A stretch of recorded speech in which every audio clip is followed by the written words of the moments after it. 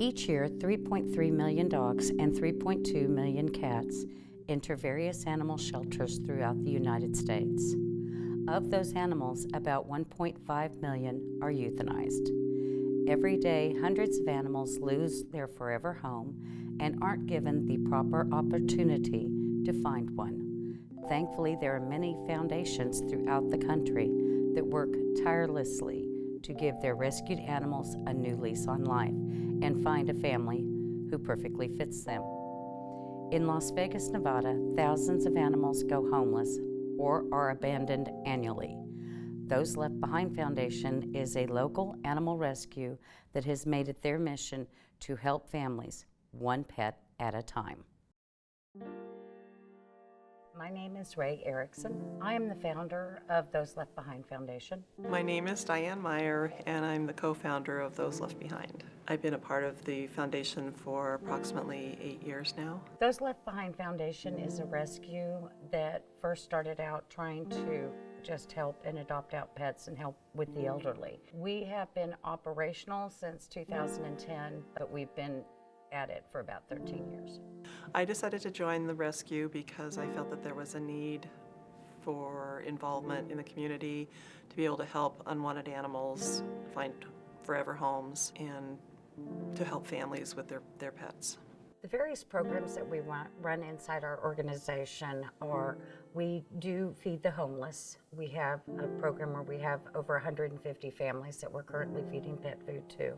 We also work with our veterans, and one of our major programs this year is Pups, Prisoners, and Patriots. That is a new plan that we just started in April of last year, and that is our program where we do pull the dogs from the high kill shelters that are facing euthanasia. We take them up to the Lovelock Correctional Center, where we work with the inmates and have them train our dogs to canine good citizen standards. And when we bring them back, we do turn them over to veterans that in turn can take those dogs a little bit further, and then they are turned into service dogs. These dogs live behind bars with prisoners for 13 weeks. The prisoners have to train them. So they do everything. They go to work with the prisoner. The prisoners have built a dog park for them, so they have their own special grassy area that's fenced in, so they're safe. Come here. Once prisoners train the pups, Best and her team turn to the third P, Patriots. We're teaching them to be brace dogs, so we're teaching them to actually be physically capable of pulling or picking up their veteran. We teach them to retrieve bottles of medication, household items, shoes, keys. Best has seen firsthand how the program has helped everyone heal. Hey, sit. The pups get a new lease on life. The prisoners and patriots find new purpose. We also have our program where we take our therapy dogs into the schools here, and we work with the autistic children. We've noticed a lot of improvement in some of the children where they are able to touch and be able to bond with the dogs and actually look forward to seeing the dogs when they come.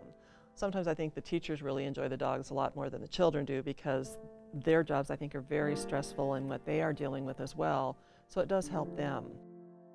Our motto is helping families one pet at a time. And what it is basically is a lot of rescues want to do a lot of things as far as get a lot of dogs adopted out, but they forget the families that are out there that would keep their dog if they could give them food, or would keep their dog if they could vaccinate them. We try our hardest to keep the animal in the home in any way possible, as long as it's a safe home. Through our foundation, adoptions vary each year, but we run between 500 and 750 adoptions a year. We rescue from everywhere. We do owner surrenders. We do from the Animal Foundation here in town. There are 3 shelters in California that are at a 97% euthanasia rate, and we currently are pulling from them also. We just went down to the Animal Foundation to pick up a dog, and we brought him into a foster home, and we're going to be taking and observing him this week before he goes to adoptions to see how he behaves and start work on his potty training and getting him accustomed to being around other dogs and socializing with people and the dogs that he's going to be homing with this week, and get a little idea of what he knows and what he doesn't know, and start teaching him some manners so that he'll be ready to go to his forever home.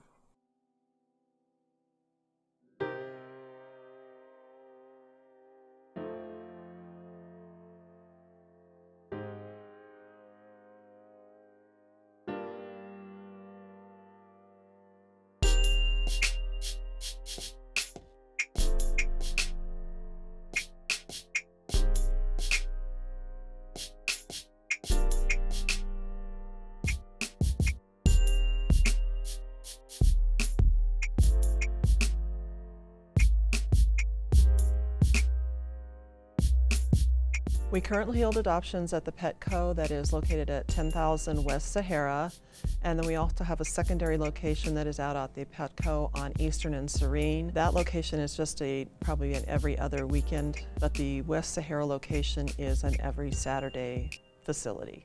The process leading up to adoption can vary with the animal. Some animals come in and they're very healthy, their owner surrenders, nothing's happened, so they go see the vet, then they go to a foster home and then to adoptions. Other animals come in abused, possibly injured, or mentally impaired. Those will go see the veterinarian and then they may stay at a foster home for up to 3-4 weeks. Some we've had in there for 2 or 3 months before they're ready for adoption. We choose the dogs by their personalities, a lot of times by how well they're doing. If they're very fearful, we've had dogs that can't go to adoptions, that have to do private adoptions because they're afraid of fencing. But generally we all come together as a group and say, okay, so this dog looks good, this dog needs a couple more weeks.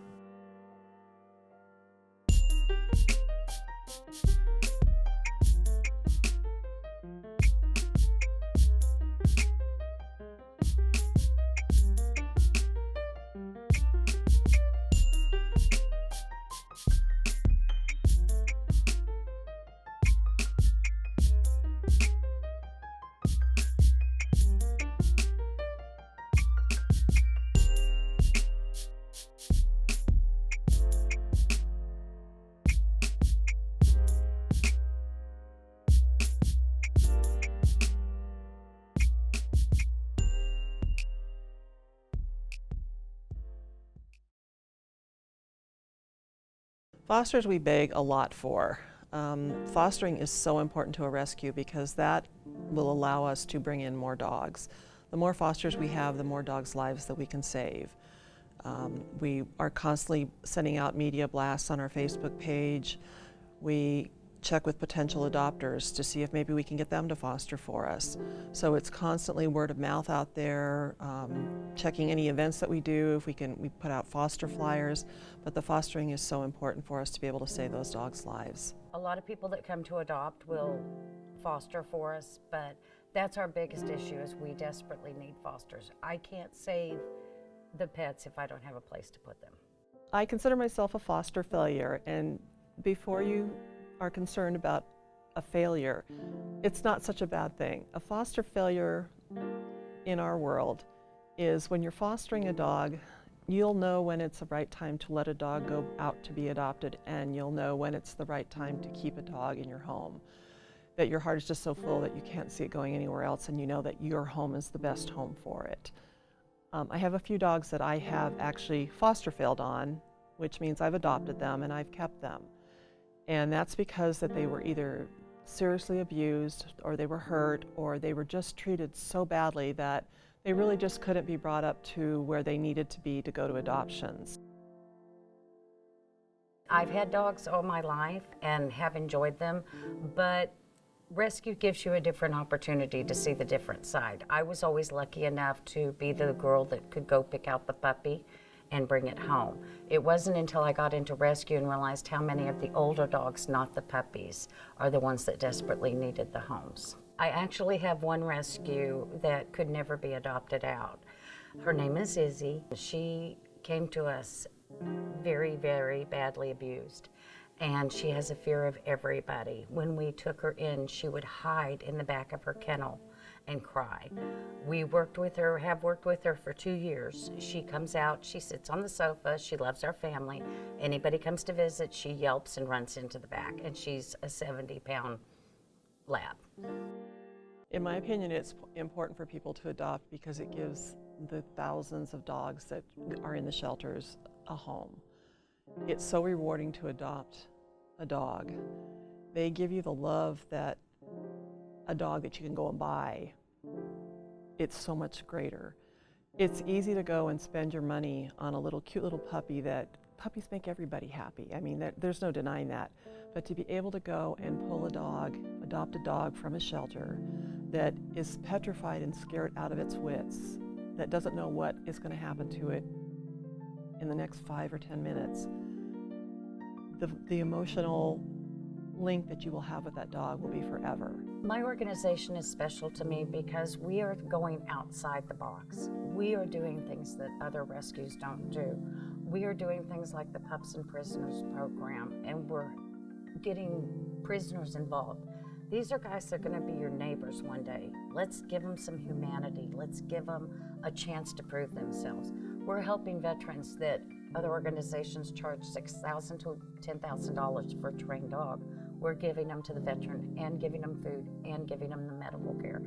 We're helping the children in the community that are autistic, the ones that society sometimes forgets about. That's the whole point of our rescue, and that's why we are different than other rescues, is we are outside the box and we are pushing for the community. We're not just rescuing dogs, we're rescuing people. We're rescuing dogs that nobody wants. We're rescuing those little kittens left out in the cold.